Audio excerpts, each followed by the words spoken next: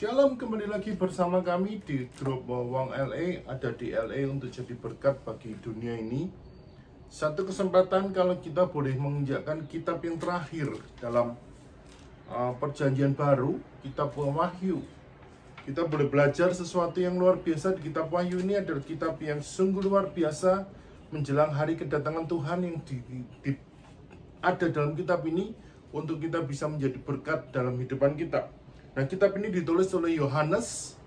Dia menggambarkan sesuatu tema perjuangan dan penyelesaian tentang perjalanan Tuhan Yesus sampai kedatangan Tuhan Yesus kedua kali yang sudah nyata dalam hidupan kita. Marilah kita tetap semangat, tetap yakin bahwa ketika kita membaca kitabnya Tuhan, kita boleh diberkati dan kita boleh mengalami satu terobosan besar karena kita setia membaca kitab suci. Tetap semangat, nantikan di kitab-kitab berikutnya. Tuhan Yesus memberkati. Wahyu pasal 16. Ketujuh malapetaka.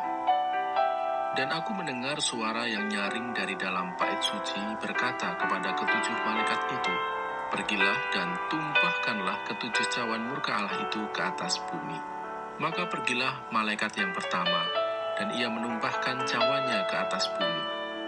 Maka timbullah bisul yang jahat dan yang berbahaya pada semua orang yang memakai tanda dari binatang itu dan yang menyembah patungnya. Dan malaikat yang kedua menumpahkan cawannya ke atas laut.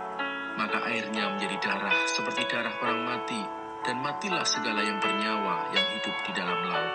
Dan malaikat yang ketiga menumpahkan cawannya atas sungai-sungai dan mata-mata air, dan semuanya menjadi darah.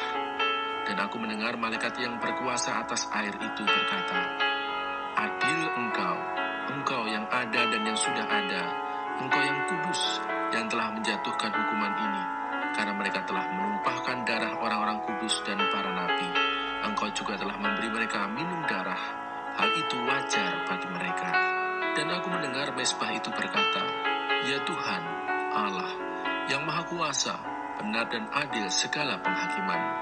Dan malaikat yang keempat menumpahkan cawannya ke atas matahari, dan kepadanya diberi kuasa untuk menghanguskan manusia dengan api. Dan manusia dihanguskan oleh panas api yang dahsyat. Dan mereka yang menghujat nama Allah yang berkuasa atas malapetaka itu, dan mereka tidak bertobat untuk memuliakan Dia. Dan malaikat yang kelima menumpahkan cawannya ke atas tahta binatang itu, dan kerajaannya menjadi gelap. Dan mereka menggigit lidah mereka karena kesakitan. Dan mereka menghujat Allah yang di sorga karena kesakitan dan karena bisul mereka. Tetapi mereka tidak bertobat dari perbuatan-perbuatan mereka. Dan malaikat yang keenam menumpahkan cawannya ke atas sungai yang besar, sungai Efrat, lalu keringlah airnya, supaya siaplah jalan bagi raja-raja yang datang dari sebelah timur.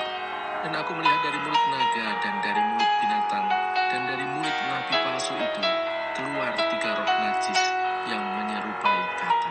Itulah roh-roh setan yang mengadakan perbuatan-perbuatan ajaib, dan mereka pergi mendapatkan raja-raja di seluruh dunia untuk mengumpulkan mereka guna peperangan pada hari besar, yaitu hari Allah yang Maha Kuasa.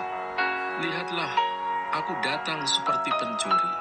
Berbahagialah dia yang berjaga-jaga dan yang memperhatikan pakaiannya, supaya ia jangan berjalan dengan telanjang dan jangan kelihatan kemaluannya. Lalu ia mengumpulkan mereka di tempat yang dalam bahasa Ibrani disebut Harmagedon. Dan malaikat yang ketujuh menumpahkan cawannya ke angkasa, dan dari dalam bait suci kedengaranlah suara yang nyaring dari tahta itu, katanya, "Sudah terlaksana."